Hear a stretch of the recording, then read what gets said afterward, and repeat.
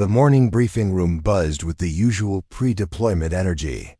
Coffee cups clinked against laminated tables, tactical maps crinkled under fluorescent lights, and the familiar smell of stale air conditioning, mixed with leather holsters, filled the space. Captain Sarah Mitchell sat in the third row, her notebook balanced perfectly on her knee, pen poised over a fresh page.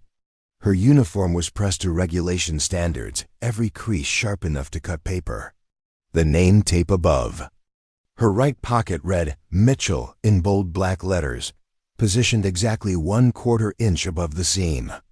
Before we jump back in, tell us where you're tuning in from, and if this story touches you, make sure you're subscribed because tomorrow I've saved something extra special for you.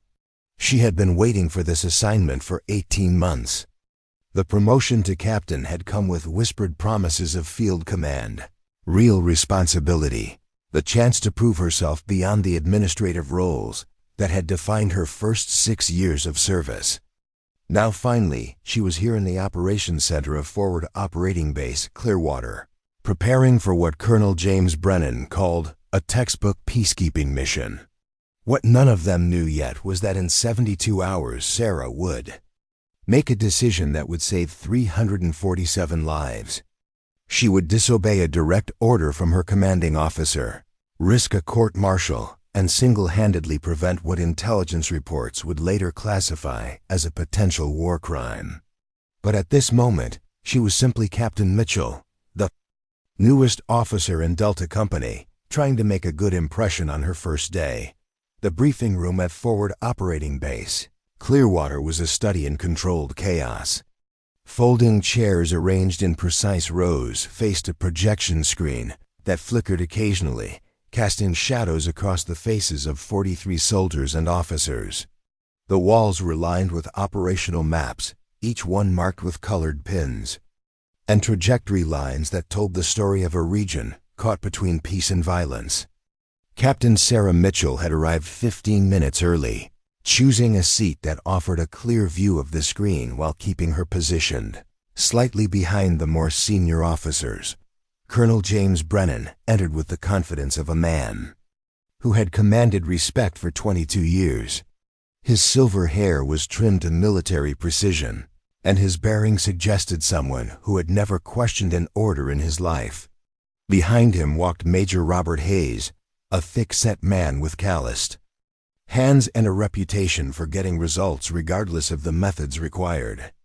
The two men represented different philosophies of military leadership, though Sarah wouldn't understand the significance of this difference until much later. "Good morning, people." Brennan's voice carried easily across the room without amplification. "Today we begin Operation Shepherd's Watch, a joint humanitarian and security mission in the Carvani Valley. Intelligence reports indicate civilian populations in 3 villages have been caught between rival factions. Our job is to establish a secure perimeter, evacuate non-combatants, and neutralize any immediate threats to innocent life." Sarah's pen moved quickly across her notepad, capturing key details. Village names: Marisol, San Pedro, and Esperanza. Population estimates: approximately 800 civilians total. Threat assessment: moderate to high, with confirmed presence of armed militias operating in the region.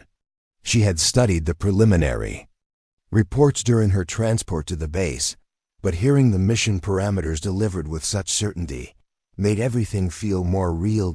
Major Hayes stepped forward, his voice rougher than the colonel's, shaped by years of shouting orders across training grounds.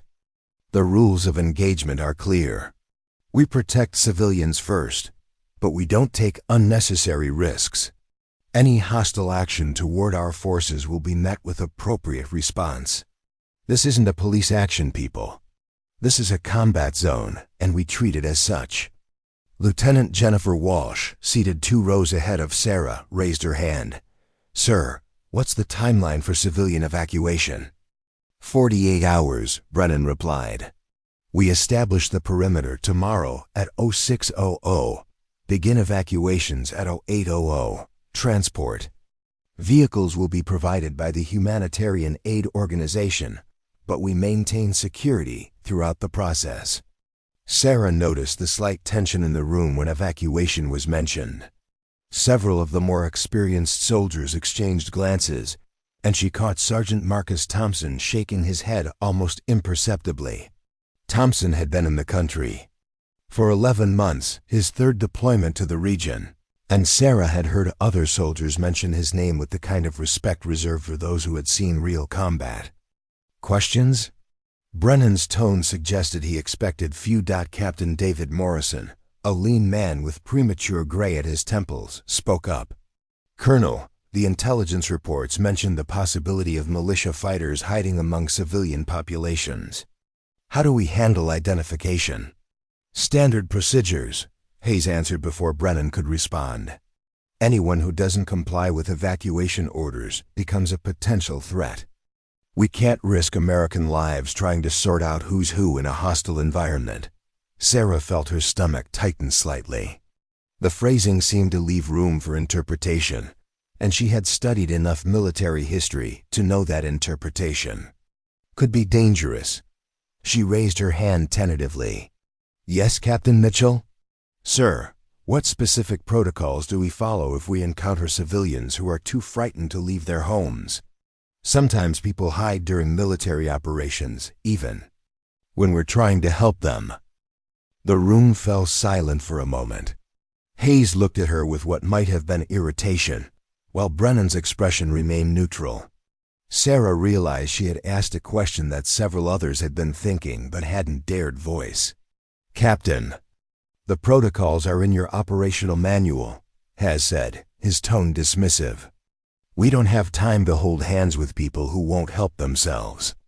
If they choose to stay in a combat zone, that's their decision. But sir, Sarah pressed, knowing she was walking a fine line, the Geneva Conventions require us to distinguish between combatants and civilians, regardless of their cooperation level. Hayes stepped forward, his posture shifting to what Sarah recognized as aggressive. Captain Mitchell, are you questioning the operational parameters of this mission? No, sir. I'm simply seeking clarification on how we maintain compliance with international law while ensuring mission success. Brennan intervened before Hayes could respond. The rules of engagement are clear, Captain. We protect civilians who cooperate with evacuation procedures. Anyone who doesn't cooperate will be treated as a potential threat until proven otherwise. Is that understood? Sarah felt the weight of 42 pairs of eyes on her. She had been in the room for less than 30 minutes, and already she was being marked as someone who asked difficult questions. In military culture, this could be either a sign of thorough preparation or problematic independence. She suspected most of her colleagues were leaning toward the latter interpretation. Understood, sir. The briefing continued for another hour, covering logistics, communication protocols, and contingency plans. Sarah took detailed notes, but her mind kept returning to the evacuation procedures. Something about the way Hayes had dismissed her concerns felt wrong, though she couldn't articulate exactly why.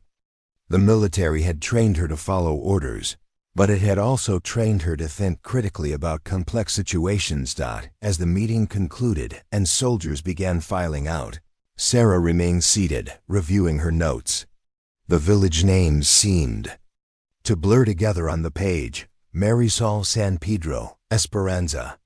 Each one represented hundreds of lives, families who had probably lived in the same houses for generations, children who had never seen anything beyond the mountains that surrounded their valley. Captain Mitchell, the voice belonged to Sergeant Thompson. She looked up to find him standing beside her chair, his expression unreadable. Walk with me. They left the briefing room together, moving through corridors lined with equipment lockers and communication stations. The base was alive with activity as soldiers prepared for deployment, but Thompson led her to a quieter section near the maintenance bay. You're new here, he said, not asking the question. Yes, Sergeant. This is my first field assignment. Thompson nodded slowly. I've been in the country for almost a year. 3 deployments total in this region. You want some advice? Sarah wasn't sure if she wanted advice, but she recognized that Thompson's experience made his opinions valuable. "I'm listening. The people in those villages aren't soldiers. They're farmers, shopkeepers, teachers. They've been caught between different groups for so long that they don't trust anyone in uniform, regardless of what flag we're carrying. When we show up with weapons and vehicles, they're going to be scared. Fear makes people do things that might look like non-compliance." Sarah considered this. "Are you saying the evacuation procedures might be problematic?" Thompson was quiet for a long moment.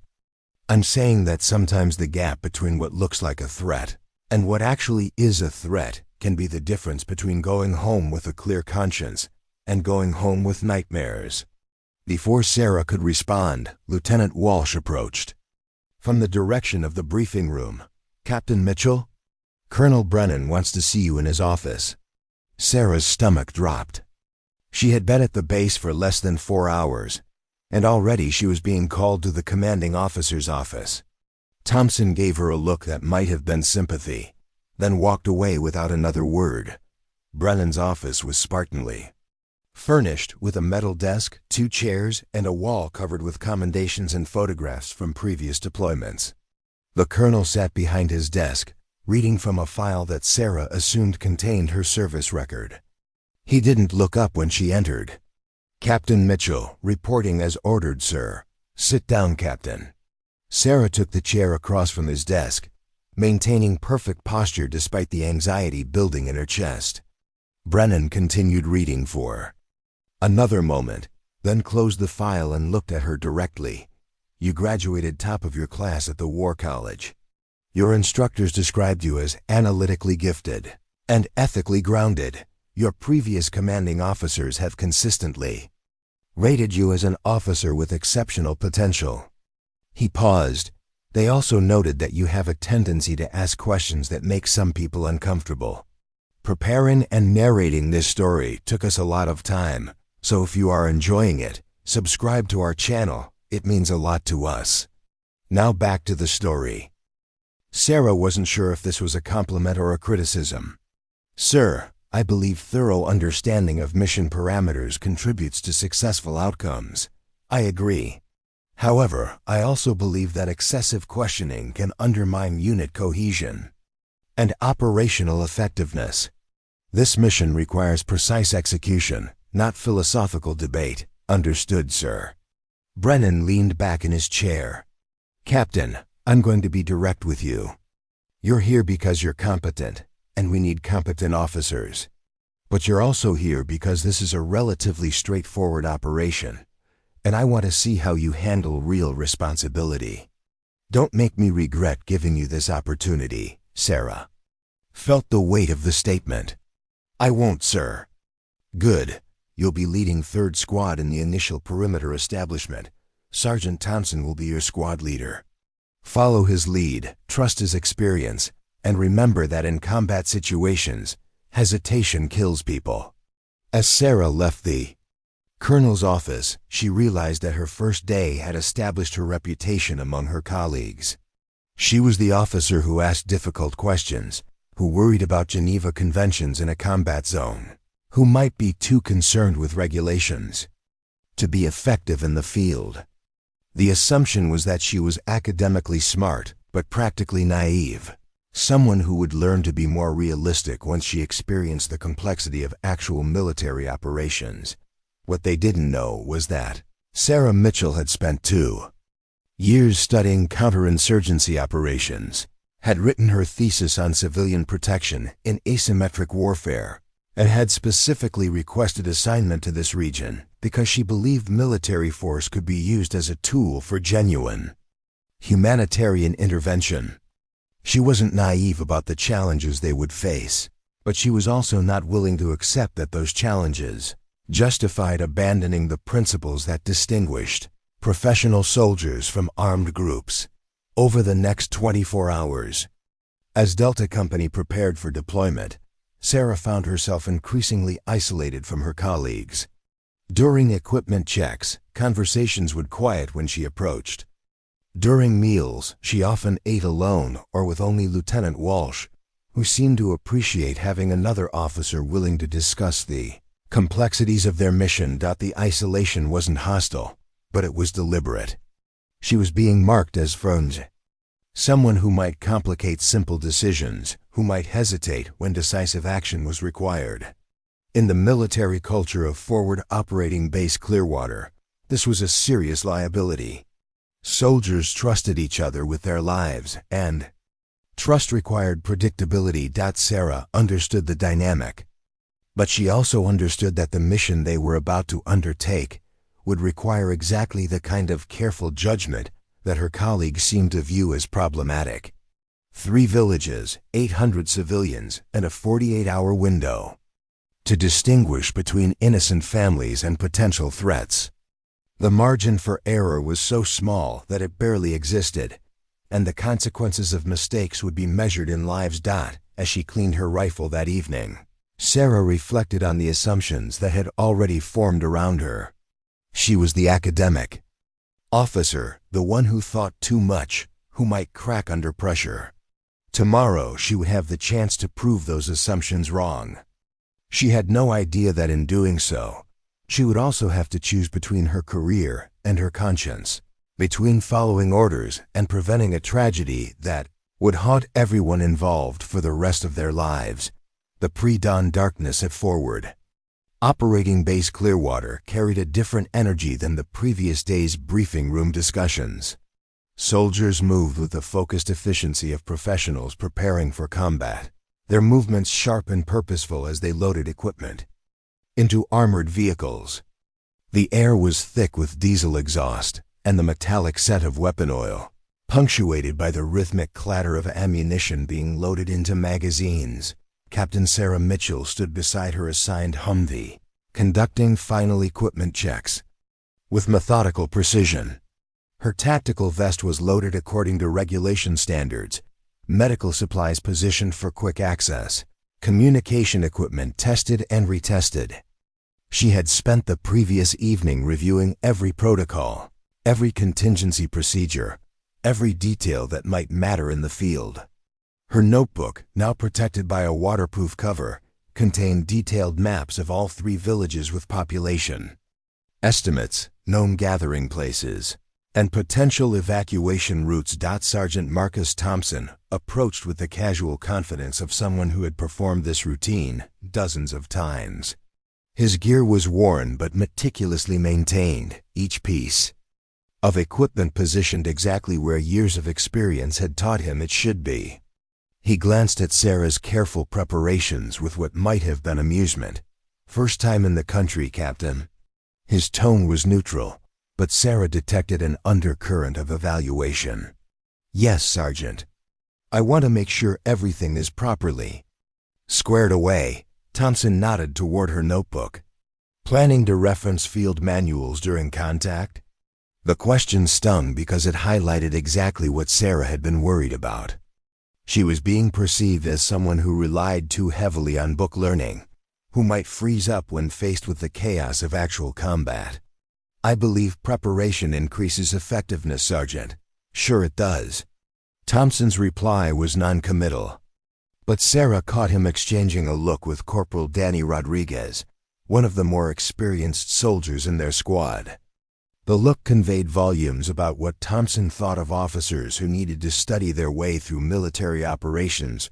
As the convoy prepared to move out, Sarah found herself increasingly aware of the subtle ways her colleagues were distancing themselves from her. During the final briefing, Major Hayes had made pointed comments about officers who overthink simple problems. When assignments were distributed, she noticed that other squad leaders received more complex tasks while she was given what amounted to a support role in the initial perimeter establishment. "Mitchell," Hayes called out as soldiers began boarding vehicles, "you'll be following Thompson's lead on the ground. He knows the terrain, he knows the people, and he knows how to get things done without complicating them. Your job is to observe, learn, and follow orders. Think you can handle that?" The question was delivered with just enough mockery to be insulting without being overtly insubordinate. Sarah felt heat rise in her cheeks, but she kept her voice steady. Yes, sir.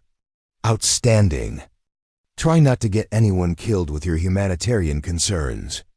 Several soldiers within earshot chuckled, and Sarah realized that her questions from the previous day's briefing had become a source of unit entertainment.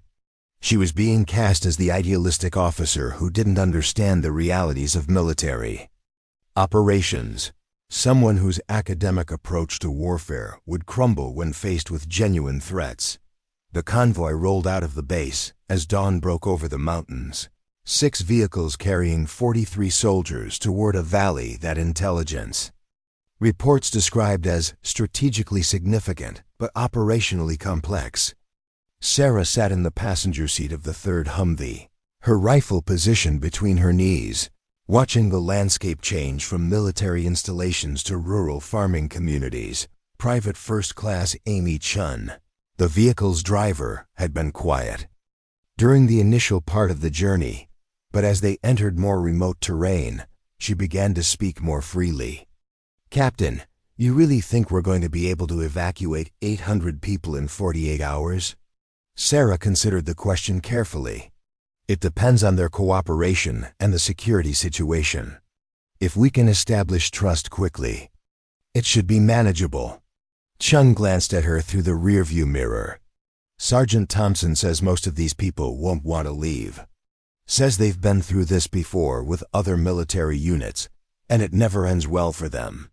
What do you mean? Well, ma'am, the way I understand it, we're not the first outside force to show up promising to protect them. Sometimes the protection turns out to be worse than the original problem. Sarah felt a chill that had nothing to do with the mountain air. Has Sergeant Thompson seen situations like this before? 3 times, ma'am. He says the pattern is always the same. We show up, we make promises, we follow orders, and then we leave. The people who trusted us end up paying the price after we're gone. The conversation was interrupted by a voice over the radio. All units, this is Shepherd 6. We're approaching the outer perimeter of Marisol. Maintain spacing and be prepared for contact. Sarah felt her heart rate increase as they entered the operational zone. The village of Marisol appeared gradually through the morning mist, a collection of small houses and shops arranged around a central plaza. Smoke rose from cooking fires, and she could see people moving between buildings, going about their morning routines despite the approaching military convoy. As their vehicles established a perimeter around the village, Sarah watched through her binoculars as civilians began to react to their presence. Children stopped playing and moved closer to their parents. Shop owners stepped out of their doorways, then quickly retreated inside. An elderly man walking with a cane changed direction and hurried down a side street. Look at them scatter, Rodriguez commented from the back seat. Classic guilty behavior. They're frightened, Sarah replied. Military vehicles would frighten anyone. Same thing, Captain. Fear makes people do stupid things, and stupid things get people killed. Thompson's voice crackled through the radio. 3rd Squad, establish checkpoint Alpha at the north entrance. Anyone approaching the village gets stopped and questioned. Sarah watched as Thompson set up the checkpoint with efficient brutality. A barrier was constructed from concertina wire and sandbags, with firing positions that covered the main road.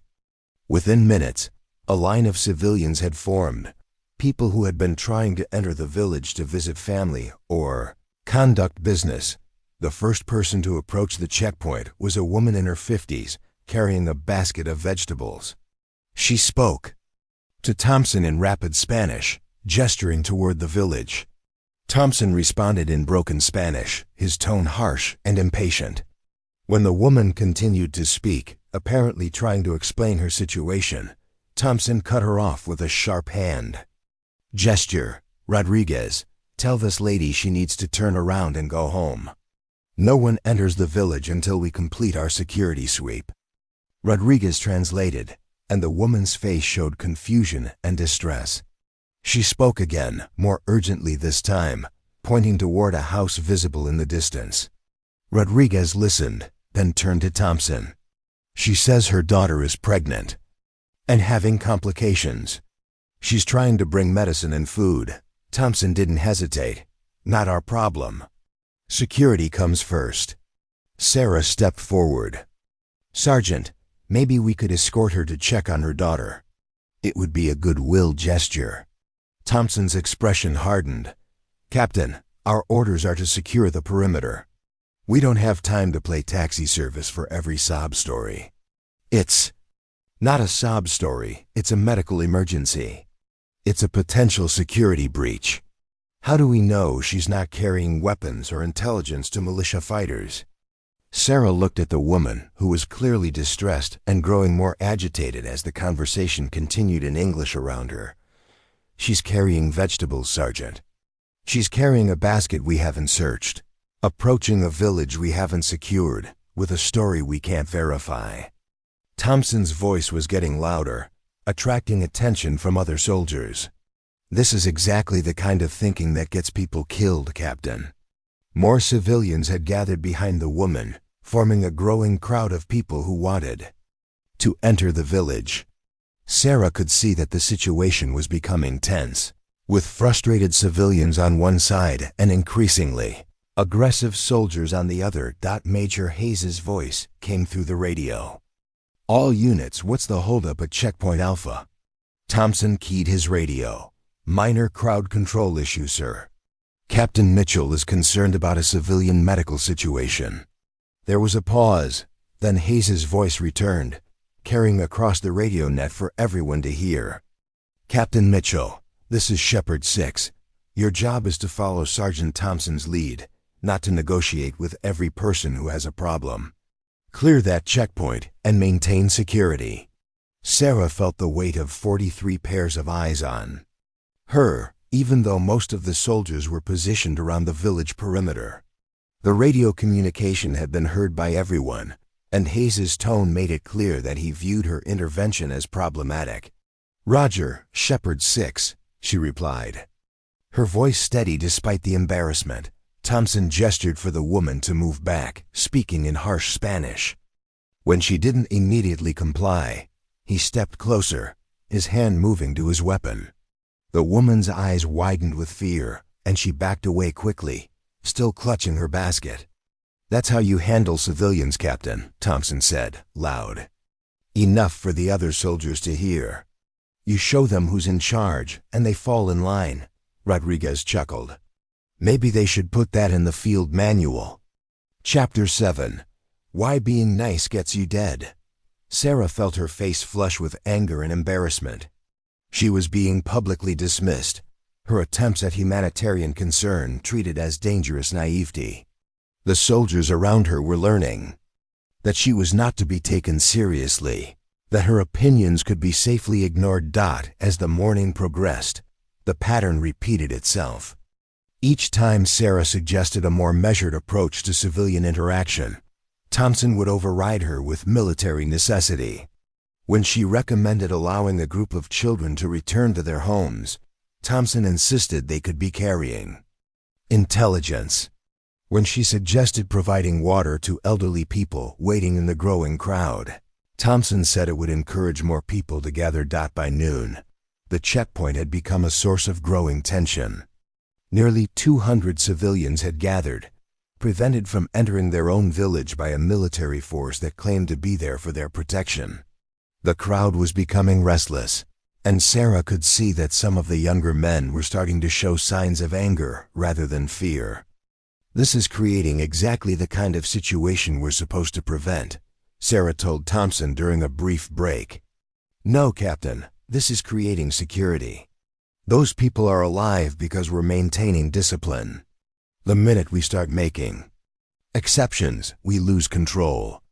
We're not maintaining discipline, we're creating resentment. These people are going to remember how we treated them.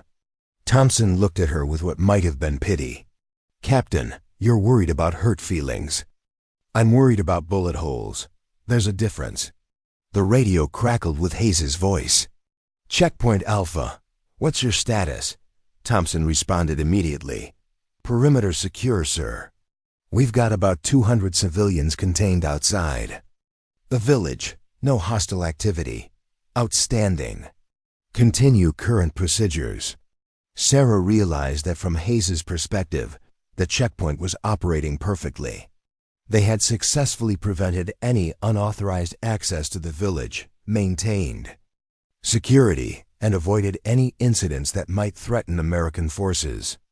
The fact that they had created a humanitarian crisis in the process was not part of his evaluation criteria. As the afternoon wore on, Sarah began to understand that her colleagues' dismissal of her concerns wasn't simply about military effectiveness. It was about a fundamental difference in how they viewed their role in the operation. Thompson, Rodriguez, and the others saw themselves as warriors whose job was to neutralize threats and protect American interests. Sarah saw herself as a professional soldier whose job was to achieve military objectives while maintaining ethical standards. The mockery became more open as the day progressed. When Sarah suggested establishing a medical station for the civilians waiting outside the village, Rodriguez commented that maybe they should set up a daycare center too.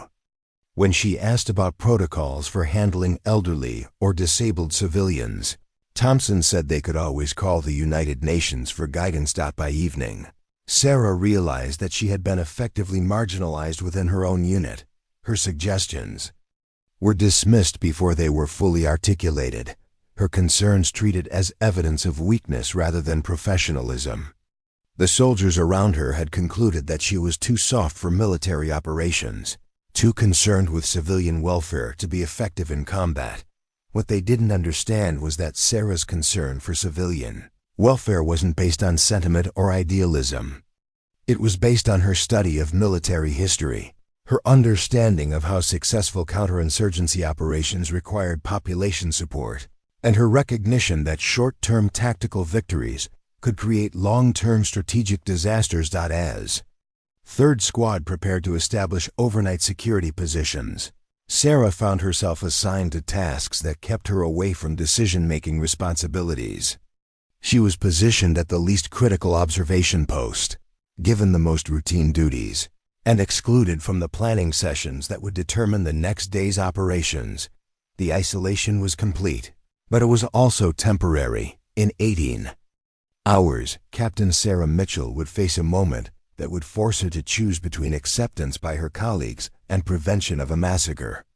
The mockery and dismissal she was experiencing now would pale in comparison to the consequences of the decision she would soon have to make.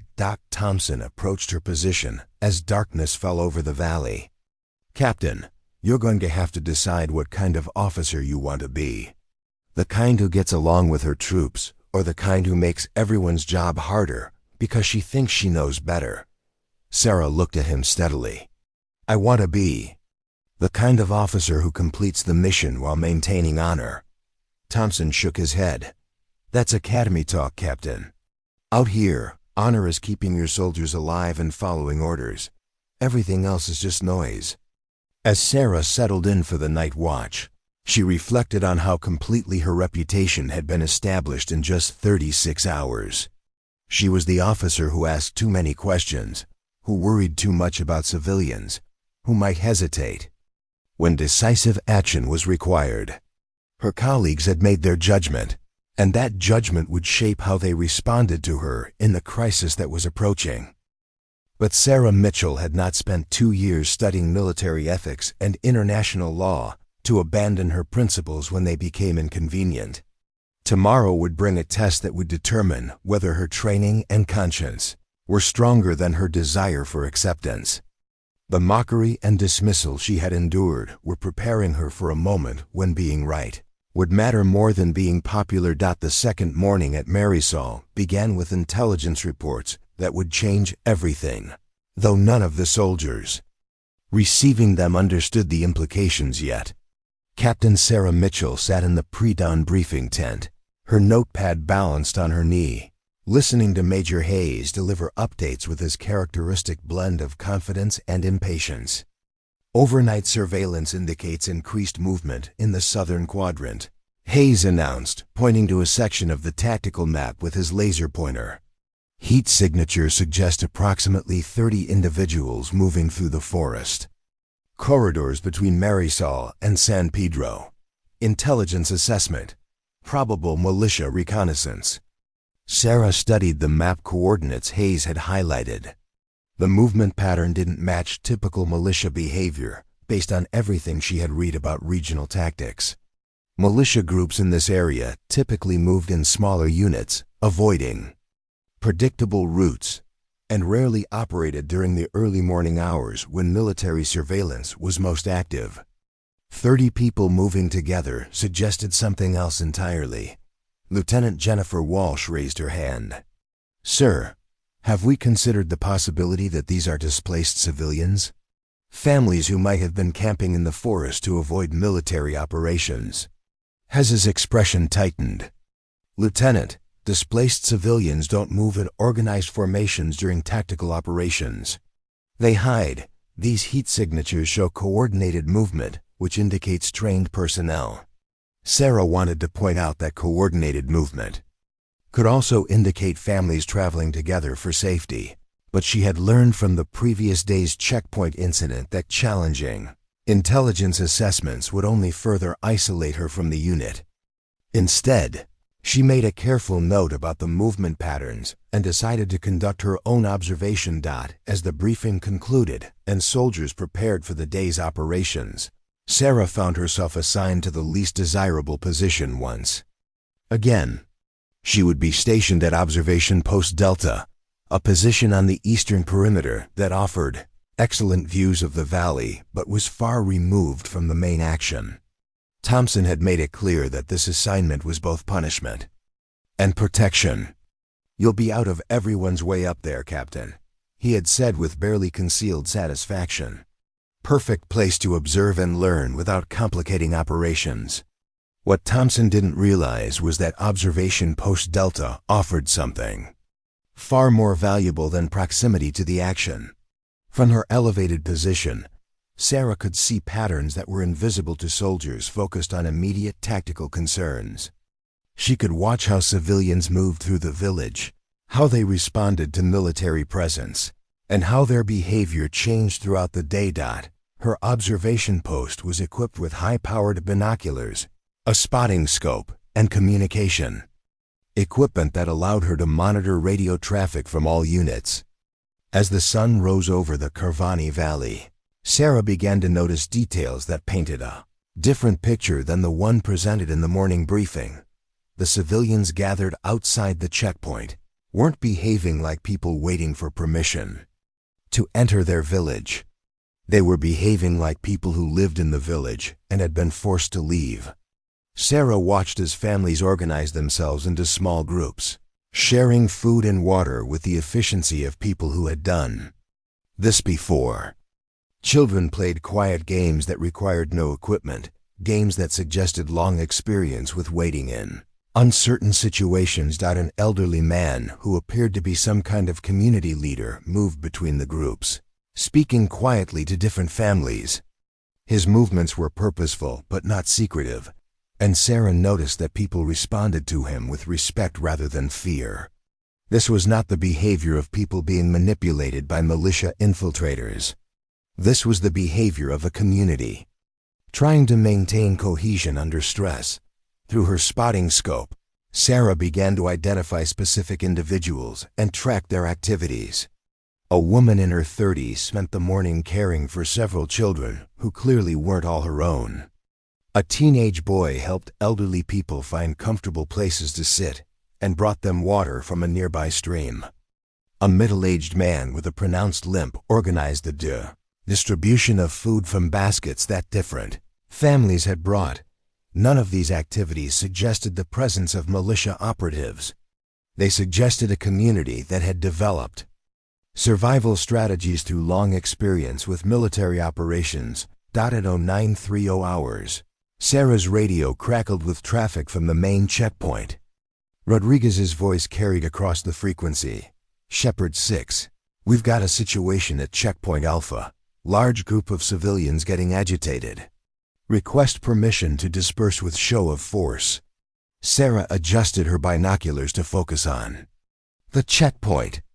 The large group appeared to be approximately 50 people, mostly women and elderly men. The agitation seemed to consist of animated conversation and gestures toward the village. Through her scope, Sarah could see that several people were pointing at houses visible in the distance, apparently trying to explain something to the soldiers. Thompson's voice came through the radio. Shepherd 6. Civilians are becoming increasingly insistent about entering the village. They're claiming there are sick people who need care. Hayes's response was immediate. Checkpoint Alpha, maintain current security posture. Do not allow civilian access until village sweep is complete. Sarah keyed her radio. Shepherd 6, this is Observation Post Delta. I can see the situation. At the checkpoint, the civilians appear to be trying to communicate specific information about people inside the village who might need medical attention. There was a pause before Hayes replied. Observation Post Delta. Your job is to observe and report, not to interpret civilian behavior. Maintain radio discipline. The reprimand was delivered with enough edge to ensure that other soldiers monitoring. The frequency understood that Sarah's input was not welcome. She felt the familiar frustration of being dismissed, but she also felt something else, a growing certainty that important information was being ignored. Over the next hour, Sarah watched as the situation at the checkpoint became increasingly tense. The civilians weren't becoming more aggressive, but they were becoming more desperate. Through her binoculars, she could see that some of the women were crying, and several elderly people were showing signs of distress. At 10:47 hours, a new voice appeared on the radio frequency. Staff Sergeant Maria Santos, the unit's medical specialist, was requesting permission to approach the checkpoint to assess civilian medical needs. Shepherd 6, this is Medic 1. I'm observing signs of medical distress among the civilian population. Request permission to establish an aid station. Hayes's response was sharp. Medic 1, negative. Medical resources are reserved for military personnel and confirmed evacuees. Civilian medical needs are not our responsibility. Sarah watched through her scope as Santos, positioned near the checkpoint, gestured towards several civilians who were clearly in distress. An elderly woman was sitting on the ground, apparently unable to stand. A young mother was holding a child who appeared to be fevering. A man with a bandaged leg was leaning heavily against a tree. Shepherd 6, I have visual confirmation of individuals requiring immediate medical attention, Santos reported. This is consistent with Geneva Convention requirements for civilian care. The radio went silent for nearly a minute. When Hayes finally responded, his voice carried a warning. Medic 1, your job is to follow orders, not to quote international law. Maintain my current position. From her elevated position, Sarah could see something that the soldiers at ground level couldn't see. The civilian crowd wasn't random. It was organized around family groups with healthy adults positioned to protect children and elderly people. The community leader she had observed earlier was moving between groups, apparently coordinating care for those who needed it. This was not the behavior of people being manipulated by militia operatives.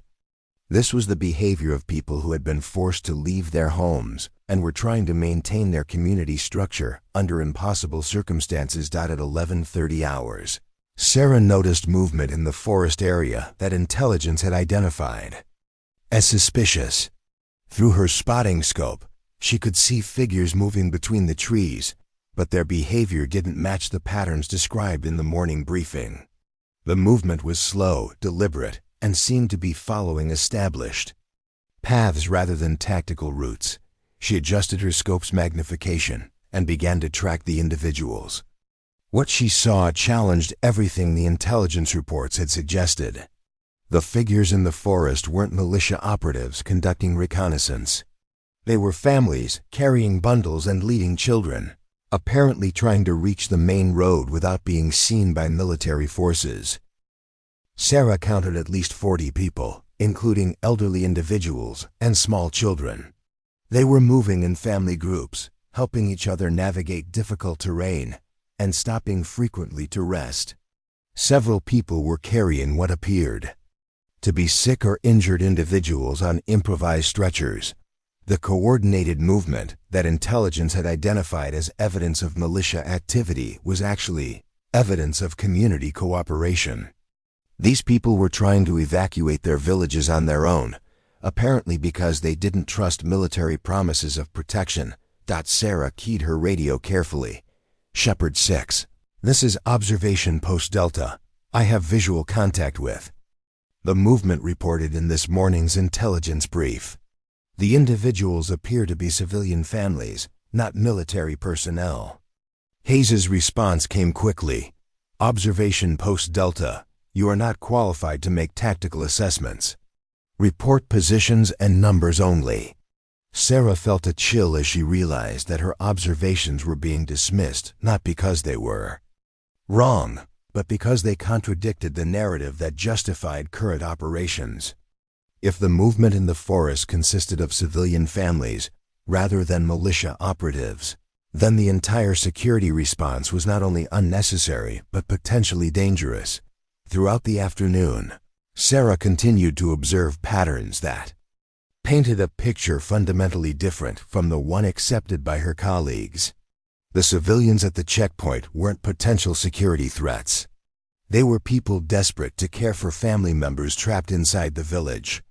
The movement in the forest wasn't militia reconnaissance. It was families trying to escape a situation they didn't understand. Most disturbing of all, Sarah began to notice that military operations were creating exactly the kind of chaos that could lead to tragic mistakes. Civilians were being forced into unpredictable behavior by security measures that treated them as potential threats. Families were being separated, sick people were being denied care, and community leaders were being prevented from maintaining order. At 16:15 hours, Sarah's radio crackled with an emergency transmission. All units, this is Shepherd 6. Intelligence reports confirmed militia presence in all 3 villages. Operation parameters are changing to active threat response. Prepare for possible hostile contact. Sarah felt her stomach drop. Through her binoculars, she could see that the villages contained the same mix of elderly people, women, and children that she had been observing all day. There was no evidence of militia presence, no indication of hostile intent, no justification for escalating to active threat response. But her observations had been consistently dismissed, her assessments ignored, and her concerns treated as evidence of weakness. She was an officer without credibility, watching a situation spiral toward potential disaster, with no way to communicate what she was seeing to people who had already decided what they wanted to believe. As evening approached, Sarah realized that her isolation from the unit had provided her with something her colleagues lacked: perspective. While they were focused on following orders and maintaining security, she had been watching the bigger picture. And the bigger picture was terrifying. The intelligence reports were wrong. The threat assessments were flawed. The security measures were creating the very problems they were supposed to prevent. And tomorrow, when the operation moved into its final phase, those mistakes would have consequences that no one was prepared to face. Sarah spent the night at her observation post, watching and waiting, knowing that her ability to prevent disaster would depend on her willingness to risk everything she had worked for. The mockery and dismissal she had endured were nothing compared to what would happen if she tried to stop an operation based on faulty intelligence. But she also knew that her oath as an officer required her to protect innocent life, even when protecting innocent life meant disobeying orders. The quiet observation was ending. The moment of truth was approaching. And Captain Sarah Mitchell was the only person in position to see it coming. The third morning at Marisol began with an emergency briefing that would determine whether Captain Sarah Mitchell became a hero or a court-martialed officer. At 0445 hours, all unit commanders were summoned to the command tent, where Major Hayes stood beside a tactical display showing updated intelligence that painted the valley in stark red threat indicators. Overnight intercepts confirm active militia. Coordination between all three villages, Hayes announced, his voice carrying the weight of impending combat. Signal intelligence indicates weapons caches, communication networks, and coordinated resistance planning. We are no longer conducting a humanitarian evacuation. We are conducting a counterinsurgency operation. Sarah felt ice form in her stomach as she looked at the intelligence display. The red markers indicating confirmed hostile positions were placed directly over the locations where she had observed families with children, elderly people seeking medical care, and community leaders trying to maintain order. The weapons caches were marked in buildings. She had watched people enter to retrieve clothing and food. Colonel James Brennan stepped forward, his expression grave. New operational parameters are now in effect. Rules of engagement have been modified to reflect active threat status. Any civilian who fails to comply with evacuation orders will be considered a potential combatant. Any structure that cannot be immediately cleared will be considered a potential weapons cache. Lieutenant Jennifer Walsh raised her hand. Sir, what about the civilian families we've been observing? Many of them have children and elderly people who may not be able to move quickly. Hayes's response was immediate and cold. Lieutenant, those civilian families are now classified as potential human shields being used by militia operatives. Our priority is the safety of American forces and the completion of our mission. Civilian casualties are regrettable but acceptable if they result from non-compliance with lawful orders. Sarah's mind raced through the implications. The intelligence was wrong, but it was being used to justify actions that would result in the deaths of innocent people.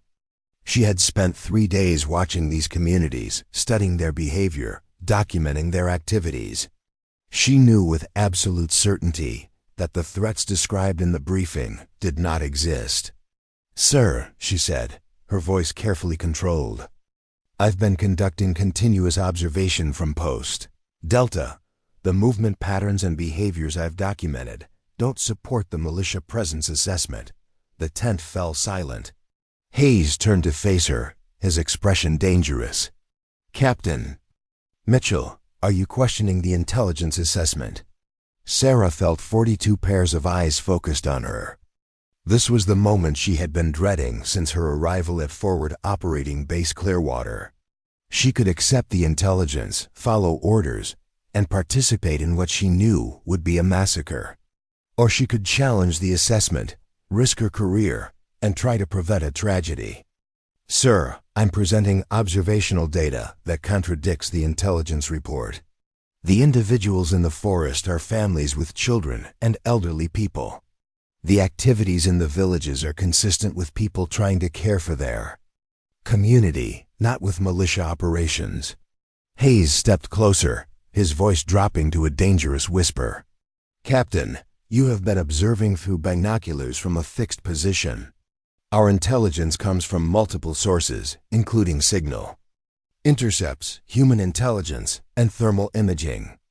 Are you suggesting that your amateur observations are more reliable than professional intelligence analysis? Sarah felt her career hanging in the balance. She could back down, apologize for questioning superior judgment, and return to her marginalized position, or she could stand by what she knew to be true, regardless of the consequences. Sir, I'm suggesting that intelligence may be incomplete. From my position, I can see activities that indicate civilian distress, not hostile preparation. I believe we should verify the intelligence before proceeding with escalated operations. The silence in the tent was deafening. Hayes's face had turned red, and Sarah could see that several other officers were looking away, unwilling to witness what they expected to be her professional destruction. Captain Mitchell, Hayes said, his voice now carrying official authority, you are hereby relieved of field duties for questioning lawful orders and undermining unit cohesion. Report to the base commander for disciplinary action. Sarah felt the words hit her like physical blows. She was being removed from the operation, court-martialed, and probably dishonorably discharged. But she also felt a strange sense of clarity. She had done what her training and conscience demanded, even when it cost her everything. "Sir, I request that my observations be entered into the official record before I'm relieved." Hayes's laugh was harsh. "Your observations are the confused impressions of an inexperienced officer who couldn't handle the pressure of field operations. They have no place in the official record." Brennan stepped forward, his expression unreadable. "Captain Mitchell, you have 30 minutes to gather your equipment and report to the transport vehicle. You will be escorted back to base immediately." As Sarah left the briefing tent, she felt the weight of failure crushing down on her. She had tried to prevent a disaster and had only succeeded in removing herself from a position where she might have been able to influence events. The operation would proceed without her, and the consequences would be exactly what she had feared. But as she walked toward her observation post to collect her equipment, Sarah's mind began working through alternatives. She had been relieved of duty, but she had not been arrested. She had been ordered to report to base, but the transport wouldn't arrive for 30 minutes. And she still had access to her radio equipment. At observation post Delta, Sarah looked down at the valley one last time. Through her binoculars, she could see the 3 villages preparing for what they didn't know would be their final day. Children were playing in the plaza at Marisol. Elderly people were sitting in the shade outside their homes. Women were hanging laundry on lines between houses. In 6 hours, according to the operational timeline, those villages would be declared free fire zones. Anyone who remained would be classified as a hostile combatant. The rules of engagement would authorize lethal force against anyone who failed to evacuate immediately. Sarah looked at her radio equipment, then at her watch. The transport would arrive in 25 minutes. The operation would begin in 6 hours. She had one chance to prevent a massacre, but taking that chance would transform her from a relieved officer to a traitor. She picked up her radio and switched to the emergency frequency used by international humanitarian organizations. Her hands were shaking as she keyed the microphone. "This is Captain Sarah Mitchell, United States Army, calling any humanitarian organization monitoring this frequency. I am reporting an imminent threat to civilian populations in the Kavani Valley. Military operations are planned against 3 villages based on faulty intelligence. Civilian casualties are expected to be significant." Sarah paused, knowing that she had just committed treason. But she also knew that she had sworn an oath to protect innocent life, and that oath superseded any order to participate in their destruction. Grid coordinates follow. Marisol Village, coordinates 34.7891 north, 69.1142 west. San Pedro Village, coordinates 34.7654 north, 69.1298 west. Esperanza Village, coordinates 34.7423 north, 69.1087 west. Estimated civilian population was 800 people, including children and elderly. Military operations scheduled to commence at 1200 hours local time. As Sarah finished the transmission, she heard vehicles approaching her position. Through her binoculars, she could see Thompson and Rodriguez in a Humvee, probably coming to escort her to the transport. She had perhaps 2 minutes before they arrived. She switched to a different frequency and tried again. "This is Captain Mitchell calling International Red Cross Emergency Services. I am reporting an imminent humanitarian crisis in the Kavani Valley. Military operations are planned against civilian populations based on incorrect intelligence assessment. Immediate intervention is required to prevent civilian casualties." The sound of the approaching vehicle grew louder. Sarah could see Thompson getting out of the Humvee, his expression a mixture of anger and disappointment. She had time for one final transmission. "This is Captain Sarah Mitchell, serial number 4,487,291, United States Army, I am violating direct orders to prevent what I believe will be a massacre of innocent civilians. I take full responsibility for this action. The intelligence reports are wrong. The people in these villages are not militia operatives. They are families trying to survive. Thompson reached her position as she finished the transmission. His face was hard, but Sarah thought she detected something that might have been respect. Captain, you need to turn off that radio and come with me. Sarah looked at him steadily. It's done, Sergeant. I've reported the situation to humanitarian organizations. They'll investigate, and they'll find that I was right about the intelligence. Thompson shook his head. Captain, you just destroyed your career. You just committed treason. And for what? To protect people who would kill you without hesitation if they had the chance. Sarah stood up, her equipment packed, her conscience clear. To protect people who have never threatened us, who are being targeted because someone misread intelligence reports. To honor the oath I took when I became an officer. As they walked toward the Humvee, Thompson was quiet. Finally, he spoke. Captain, I hope you're right. Because if you're wrong, a lot of American soldiers are going to die because of what you just did. Sarah looked back at the valley one last time.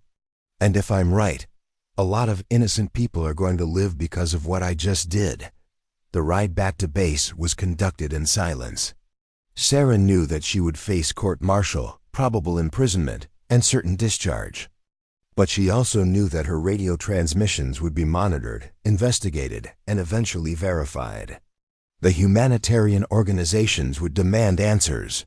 The intelligence would be reviewed. The truth would eventually emerge. As they approached Forward Operating Base Clearwater, Sarah reflected on the choice she had made. She had chosen conscience over career, principle over popularity, truth over obedience. She had risked everything to prevent a tragedy, and she had no regrets. The moment of truth had arrived, and Captain Sarah Mitchell had met it with courage. The consequences would be severe, but they would be temporary. The lives she had saved would be permanent. Behind them, in the Kirvani Valley, 3 villages continued their daily routines, unaware that their survival had just been purchased with one officer's willingness to sacrifice everything, for the principle that protecting innocent life was more important than following orders. The moment of truth was over. The moment of reckoning was about to begin. The holding cell at Forward Operating Base Clearwater was a stark concrete room, with fluorescent lighting that never dimmed and a metal bench that served as both chair and bed. Captain Sarah Mitchell had been confined there for 14 hours when the first signs appeared that her desperate radio transmissions might have consequences beyond her own destruction. At 0630 hours, she heard raised voices echoing through the corridor outside her cell. Through the small window in the door, she could see military personnel moving with unusual urgency. Something had changed overnight, though she had no way of knowing what. The voices grew louder, and Sarah recognized Major Hayes's distinctive bark, though she couldn't make out the words. Then she heard a voice she didn't recognize, speaking with the measured authority of someone accustomed to being obeyed. The conversation was brief but intense, ending with the sound of boots moving rapidly away from her location.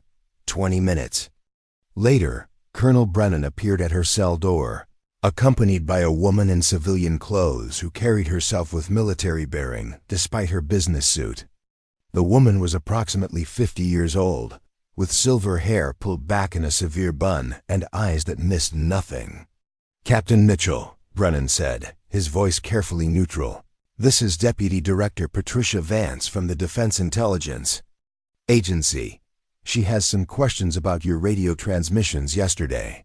Sarah stood at attention, though she wasn't sure if military courtesy applied to her current situation. Sir, I stand by my actions and my assessment of the intelligence. Vance stepped forward, her expression unreadable. Captain, your unauthorized communications triggered a priority investigation. Within 4 hours of your transmission, 3 International humanitarian organizations filed formal complaints with the Department of Defense. The International Red Cross has demanded immediate access to the Kharvani Valley. The United Nations has placed the region under emergency monitoring status. Sarah felt a mixture of relief and apprehension. Her transmissions had been received, but she had no way of knowing whether they had arrived in time to prevent the operation. "Ma'am, what is the current status of Operation Shepherd's Watch?" Vance consulted a tablet before answering. "The operation has been suspended pending review. Delta Company has been ordered to maintain defensive positions only. No offensive actions are authorized until further notice." Sarah felt her knees weaken with relief. The villages were safe, at least temporarily. But she also knew that suspending the operation would create massive problems for everyone involved. Military operations couldn't be stopped without significant consequences. "Captain," Vance continued, "I need you to walk me through your observations. Start with your arrival at Forward Operating Base Clearwater and detail everything that led to your decision to contact humanitarian organizations." For the next 2 hours, Sarah provided a comprehensive account of her 3 days in the Kharvani Valley. She described the checkpoint incidents, the intelligence briefings, the patterns she had observed from her position at Observation Post Delta. She explained how her training in counterinsurgency operations had enabled her to recognize the difference between militia activity and community survival behavior. Vance took detailed notes, occasionally asking questions that demonstrated her familiarity with intelligence analysis. As Sarah spoke, she began to sense that the DIA deputy director was not dismissing her observations the way Hayes and Thompson had done. "Captain, you mentioned thermal imaging reports of 30 individuals moving through the forest. Describe what you observed through your spotting scope." Sarah closed her eyes, recalling the details. "Ma'am, I observed approximately 40 people moving in family groups. There were elderly individuals, children, and what appeared to be injured or sick people being carried on improvised stretchers. The movement was slow and deliberate, following established trails rather than tactical routes. They were clearly trying to avoid detection, but not because they were conducting reconnaissance. They were trying to reach safety." Vance made another note. "And your assessment of the activities within the villages themselves?" "Ma'am, I observed normal community activities. People caring for children, elderly individuals receiving assistance, food being shared among families. I saw no evidence of weapons preparation, no indication of coordination with outside forces, no behavior consistent with militia operations." As Sarah finished her account, Vance closed her tablet and looked at her directly. "Captain, preliminary analysis suggests that your observations may have been correct. The intelligence reports that justified Operation Shepherd's Watch appear to have been based on misinterpreted data." Sarah felt a surge of validation mixed with anger. "Ma'am, does that mean the villages were never a threat? That's what we're investigating. But I can tell you that the thermal imaging that showed coordinated militia movement has been reanalyzed. The signatures are consistent with civilian families, not military personnel. The signal intercepts that suggested weapons coordination have been reviewed. They appear to have misinterpreted communications about medical supplies and food distribution." The implications began to sink in. Sarah had been right about the intelligence, but being right had required her to commit what was technically treason. She had saved lives by destroying her career, and now she faced the possibility that her sacrifice might have been both necessary and devastating to her future. "Captain, I need you to understand something," Vance continued. "Your actions violated multiple military regulations. You transmitted classified information to unauthorized recipients. You ignored direct orders from superior officers. Under normal circumstances, you would be facing court-martial and possible imprisonment." Sarah nodded. "Yes, ma'am. I understood the consequences when I made the decision. However, Vance paused. Your actions also prevented what would have been a significant humanitarian disaster. Our preliminary investigation suggests that Operation Shepherd's Watch would have resulted in substantial civilian casualties based on faulty intelligence. The cell door opened, and Sergeant Thompson entered, his expression carefully neutral.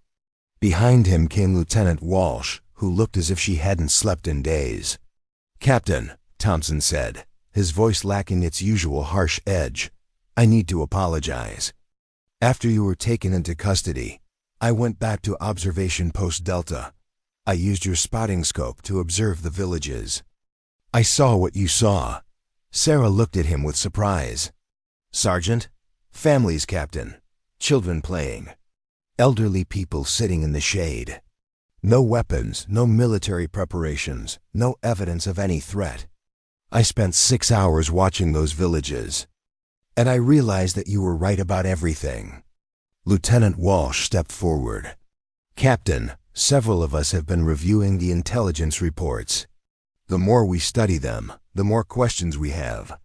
The source attribution is vague, the timeline doesn't match observed activities, and the threat assessment appears to be based on assumptions rather than confirmed evidence." Vance nodded. "That confirms our initial findings. The intelligence that justified Operation Shepherd's Watch was not only incorrect, it was dangerously flawed. Without Captain Mitchell's intervention, Delta Company would have conducted operations against civilian populations based on false information." Sarah felt a complex mixture of emotions. Relief that her assessment had been correct, satisfaction that her colleagues were beginning to understand the situation, but also deep concern about the broader implications. "Ma'am, how did the intelligence become so wrong? This wasn't a minor error. This was a complete misreading of the situation." Vance's expression darkened. "That's part of our investigation. What we've discovered so far suggests that the intelligence was shaped by preconceptions about the region and its people. Analysts may have interpreted ambiguous data in ways that confirmed their existing beliefs about militia activity." Thompson cleared his throat. "Ma'am, there's something else. Major Hayes received preliminary intelligence reports 3 days ago. Captain Mitchell asked questions about those reports during the initial briefing. Hayes dismissed her concerns, but the questions she asked are exactly the ones our investigation is asking now." Sarah remembered the briefing, Hayes's irritation with her questions, the way her concerns had been treated as evidence of inexperience rather than legitimate analytical thinking. "Captain Mitchell," Vance said, "your military record shows consistent excellence in analytical thinking and ethical decision-making. Your instructors at the War College specifically noted your ability to identify flawed assumptions in intelligence assessments. Why do you think your concerns were dismissed?" Sarah considered the question carefully. "Ma'am, I believe it was because I was perceived as inexperienced and overly concerned with civilian welfare. My colleagues saw my questions as evidence that I was too soft for military operations rather than as legitimate analytical concerns." "And how did that perception affect your ability to influence the operation?" "It marginalized me completely. By the time I had enough observational data to challenge the intelligence assessment, my credibility within the unit had been destroyed. No one was willing to listen to my concerns because they had already decided that I was unsuitable for field operations." Vance made a final note on her tablet. "Captain, what you've described is a failure of military culture that could have resulted in significant civilian casualties. Your willingness to risk your career to prevent those casualties demonstrates exactly the kind of moral courage that military service is supposed to represent." Lieutenant Walsh spoke up. "Captain, there's something else you should know. The humanitarian organizations that received your transmissions have been investigating the situation in the Kurvani Valley.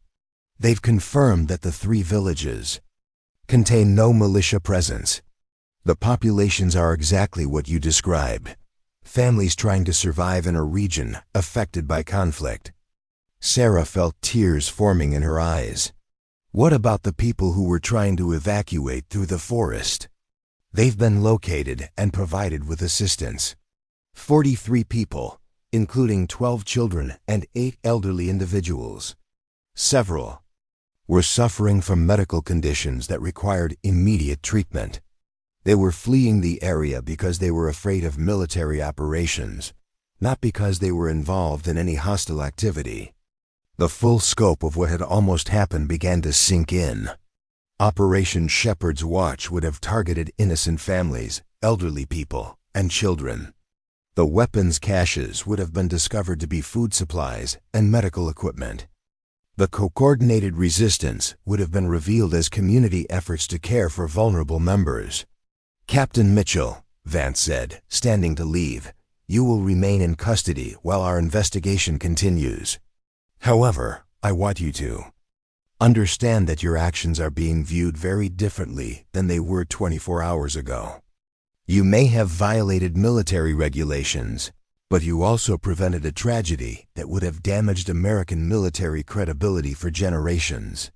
As Vance left the cell, followed by Thompson and Walsh, Sarah sat on the metal bench and reflected on the events of the past 3 days. She had arrived at Forward Operating Base Clearwater as an inexperienced officer eager to prove herself. She was now a prisoner facing court-martial, but also someone who had prevented a massacre. The recognition of her actions was beginning, but Sarah knew that the full implications would take time to emerge. The military would have to confront the failure of intelligence analysis, the dangers of dismissing legitimate concerns, and the culture that had nearly led to disaster. More importantly, 3 villages in the Carvani Valley would continue their daily lives, unaware that their survival had been purchased with one officer's willingness to sacrifice everything, for the principle that protecting innocent life was more important than following orders. The recognition and discovery phase was ending, but the real reckoning with what had almost happened was just beginning. The formal hearing convened at 1400 hours, in the base commander's conference room, a space that had witnessed countless military proceedings, but none quite like this one. Captain Sarah Mitchell sat at a simple wooden table, flanked by her appointed military council, facing a panel of officers whose expressions ranged from curiosity to barely concealed admiration. General Patricia Hawthorne, the base commander, presided over the proceedings with the gravity befitting someone who had spent 30 years navigating the complex intersection of military law and moral imperatives. To her left sat Colonel Brennan, whose demeanor had shifted dramatically since Sarah's confinement began. To her right, Deputy Director Vance maintained her role as the primary investigator, her tablet filled with evidence that would reshape how this case was remembered. "Captain Mitchell," General Hawthorne began, her voice carrying the weight of institutional authority, "you stand accused of violating Articles 86, 92, and 134 of the Uniform Code of Military Justice. Specifically, you are charged with absence without leave, failure to obey lawful orders, and conduct prejudicial to good order and discipline." Sarah stood at attention. "Yes, ma'am." "However," Hawthorne continued, "the circumstances surrounding these charges are unprecedented. Deputy Director Vance, please present your investigative findings." Vance stood, consulting her tablet. "General, our investigation has revealed that Operation Shepherd's Watch was based on fundamentally flawed intelligence. The thermal imaging interpreted as coordinated militia movement actually showed civilian families attempting to evacuate the area. The signal intercepts characterized as weapons coordination were community leaders organizing medical care and food distribution." She paused, allowing the implications to settle. "Most significantly, Captain Mitchell's observations from Observation Post Delta were not only accurate, but represented the most reliable intelligence available during the operation. Her assessment that the villages contained no militia presence has been confirmed by multiple independent sources." Colonel Brennan leaned forward. "Deputy Director, What would have been the likely outcome if Operation Shepherd's Watch had proceeded as planned? Vance's expression grew somber. Based on our analysis, the operation would have resulted in significant civilian casualties. Conservative estimates suggest 40 to 60 deaths, primarily elderly individuals and children who were unable to evacuate quickly enough to satisfy modified rules of engagement. The room fell silent as the weight of prevented tragedy settled over the proceedings. Sarah felt a mixture of vindication and horror at how close they had come to disaster. General Hawthorne addressed Sarah directly. "Captain, you violated direct orders from your commanding officer. You transmitted classified information to unauthorized recipients. You abandoned your assigned duties. Do you understand the severity of these actions?" "Yes, ma'am. I understood the consequences when I made the decision." "Then explain to this panel why you chose to commit what could be considered treason rather than follow lawful orders." Sarah had prepared for this moment, but standing before the panel, she found herself speaking from the heart rather than from her planned remarks. "Ma'am, I swore an oath to protect and defend the Constitution of the United States. That oath includes protecting innocent life. When I observed that our intelligence was wrong and that we were about to conduct operations against civilian populations, I believed that my oath required me to act." Major Hayes, who had remained silent throughout the proceedings, finally spoke. "Captain, you questioned the judgment of superior officers based on your limited observation. Military effectiveness depends on chain of command and trust in intelligence assessments." Sarah looked at Hayes steadily. "Sir, military effectiveness also depends on accurate intelligence and sound judgment. When I observed evidence that contradicted our intelligence assessment, I believed it was my duty to raise those concerns. And when your concerns were dismissed? When my concerns were dismissed, I had to choose between following orders that I believed would result in civilian casualties, or taking action to prevent those casualties. I chose to prevent them." Deputy Director Vance stepped forward. "Major Hayes, our investigation has revealed that Captain Mitchell's concerns were raised multiple times during the operation. Her questions during the initial briefing, her radio reports from Observation Post Delta, and her final challenge to the intelligence assessment were all ignored or dismissed." She consulted her tablet. "The record shows that Captain Mitchell attempted to work within the chain of command to address her concerns. Only when those attempts failed did she take unauthorized action."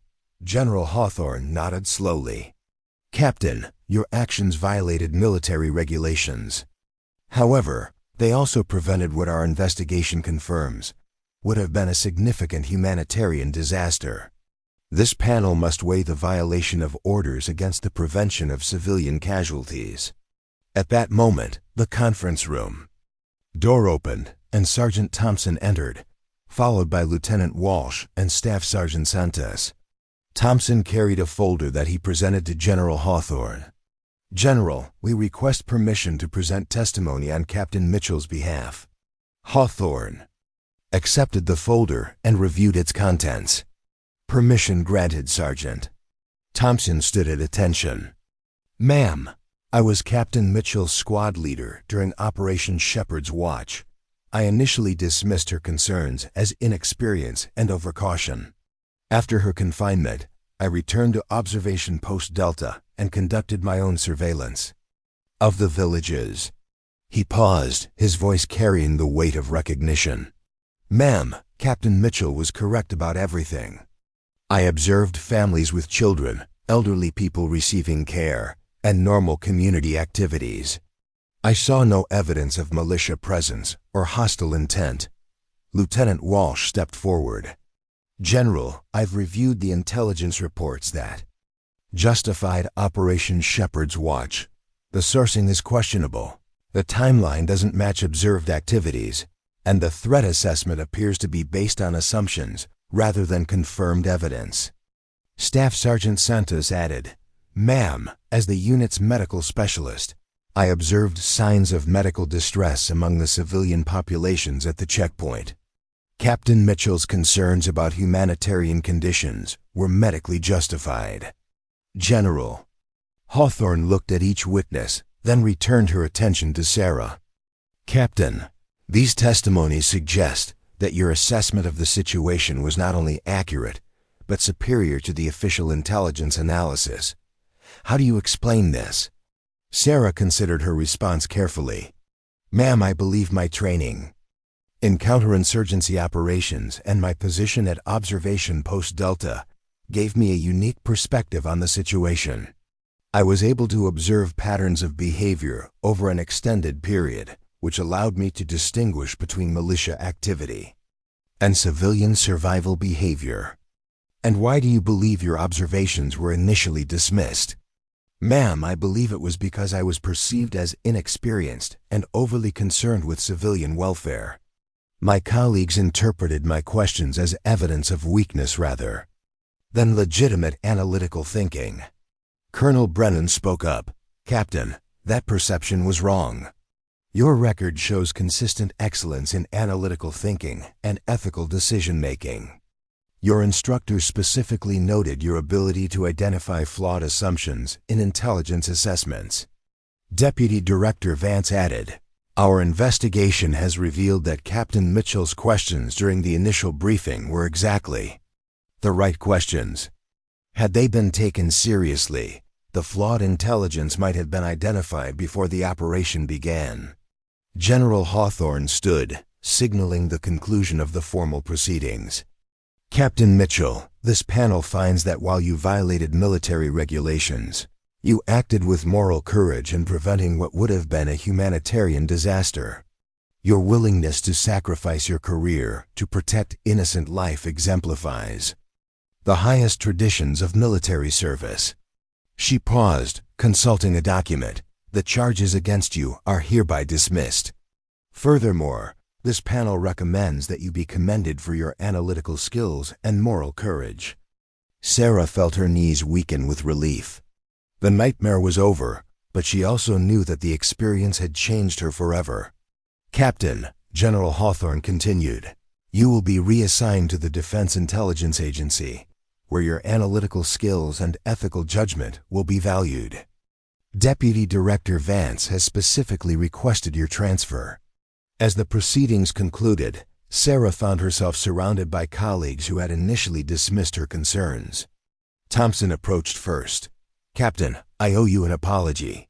I let my preconceptions about inexperienced officers cloud my judgment. You were right about everything, and I was wrong. Lieutenant Walsh added, Sarah, your courage saved lives. What you did took incredible strength. Staff Sergeant Santos nodded. Captain, as someone who swore an oath to preserve life, I understand why you made the choice you did. You honored your oath when it mattered most. Even Major Hayes approached. His expression humbled. Captain, I disagree with your methods, but I can't argue with your results. You prevented a tragedy that would have haunted all of us. As Sarah left the conference room, she reflected on the transformation that had occurred. 3 days ago, she had been dismissed as an inexperienced officer whose concerns were evidence of weakness.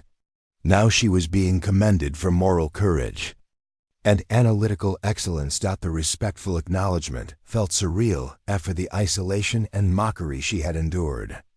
But Sarah knew that the real victory was not her vindication. It was the fact that 3 villages in the Carvani Valley continued their daily lives, unaware that their survival had been purchased with one officer's willingness to risk everything. For the principle that protecting innocent life was more important than following orders. Respectful acknowledgement was complete, but the lessons learned would echo through military culture for years to come. Sometimes the strongest voice is not the one that shouts the loudest, but the one that whispers the truth when everyone else has stopped listening. The morning sun cast long shadows across the tarmac at Forward Operating Base Clearwater as captain. Sarah Mitchell prepared for her final departure from the place that had tested every principle she held dear. Her duffel bag sat beside her feet, containing the same personal items she had brought 3 weeks ago, but the woman who would carry them Away bore little resemblance to the eager officer who had first arrived. The transport helicopter scheduled to take her to the regional headquarters hummed quietly in the background, its rotors slowly spinning in preparation for departure. Sarah stood at the edge of the landing pad, watching the mountains of the Carvani Valley catch the early light, knowing that somewhere in those peaks, 3 villages were beginning another day of normal life. Deputy Director Vance approached with measured steps, her expression carrying the weight of someone who had spent the past week investigating the near disaster that Operation Shepherd's Watch had almost become. In her hands she carried a manila folder that Sarah recognized as her new assignment orders. "Captain Mitchell," Vance said, extending the folder. "Your transfer to the Defense Intelligence Agency is effective immediately. You'll be working with our Analysis Division, specifically in the Counterinsurgency Intelligence Assessment Unit." Sarah accepted the folder, feeling the weight of a new chapter in her career. "Thank you, ma'am. I look forward to contributing to more accurate intelligence analysis. Your first assignment will be developing new protocols for field intelligence verification. What happened here cannot be allowed to happen again." Vance paused, her voice taking on a more personal tone. "Sarah, what you did required extraordinary courage. You risked everything to prevent a tragedy, and that's the kind of moral leadership the military needs." As they spoke, other members of Delta Company began gathering at the edge of the landing pad. Sarah was surprised to see Thompson approaching, his usual gruff demeanor replaced by something approaching reverence. Behind him walked Lieutenant Walsh, Staff Sergeant Santos, and nearly a dozen other soldiers who had served with her during the operation. Thompson stopped directly in front of Sarah and came to attention. "Captain, I want to make a statement before you leave." His voice carried across the tarmac with military precision. "For 18 years, I've served with officers who followed orders without question. I thought that was what good soldiers did. You taught me that sometimes the best soldiers are the ones who have the courage to question orders when those orders are wrong." He paused, his voice becoming more personal. "I dismissed your concerns as inexperience and weakness. I was wrong. Your concerns were based on superior observation and sound judgment. You prevented a massacre, and you did it by having the courage to stand alone when everyone else was going along with the crowd." Lieutenant Walsh stepped forward. "Captain, your willingness to sacrifice your career for your principles changed how I think about military service. You showed us that following orders isn't always the same as doing the right thing." Staff Sergeant Santos added, "As a medic, I swore an oath to preserve life. You honored that oath when it mattered most, even when it cost you everything. You're the kind of officer I want to serve under." Sarah felt tears forming in her eyes as she looked at the faces of soldiers who had once dismissed her as too soft for military operations. Their respect had been earned through the hardest possible test, the willingness to stand alone for what was right. "Thank you all," she said, her voice steady despite the emotion. "I learned as much from you as I hope you learned from me. We all served together, and we all learned that sometimes the most important decisions are the ones that require us to choose between what's easy and what's right." The helicopter's engines began to increase in pitch, signaling the approaching departure. Sarah looked back at Forward Operating Base Clearwater one final time, knowing that the base that had tested her principles and nearly destroyed her career was now the place where she had learned the most important lesson of her military service. That sometimes the greatest act of loyalty is the willingness to disobey orders that violate fundamental principles. In the Carvani Valley below, 3 villages continued their daily routines, unaware that their survival had been purchased with one officer's willingness to choose conscience over career. Children played in village squares, elderly people sat in the shade of their homes, and families went about their lives in peace. That was the real victory, not the commendation, not the new assignment, not the recognition from colleagues who had once dismissed her concerns. The real victory was the preservation of innocent life, the prevention of tragedy, and the demonstration that moral courage still mattered in a world that often seemed to value obedience over conscience. Captain Sarah Mitchell had learned that sometimes the strongest voice is not the one that shouts the loudest, but the one that whispers the truth when everyone else has stopped listening. She had learned that following orders is not always the same as doing what's right, and that the greatest act of military service is sometimes the willingness to disobey when obedience would lead to disaster. As the helicopter lifted off, carrying her toward a future shaped by her willingness to stand alone for what was right, Sarah Mitchell had become more than just another military officer. She had become a symbol of the principle that protecting innocent life is more important than following orders, and that moral courage is the foundation of true military leadership. The lesson was complete. The departure was accomplished. But the impact of what she had done would echo through military culture for generations to come. A reminder that sometimes one person's willingness to risk everything for principle can change the world. Up next, you've got 2 more standout stories right on your screen. If this one hits the mark, you won't want to pass these up. Just click and check them out. And don't forget to subscribe and turn on the notification bell so you don't miss any upload from us.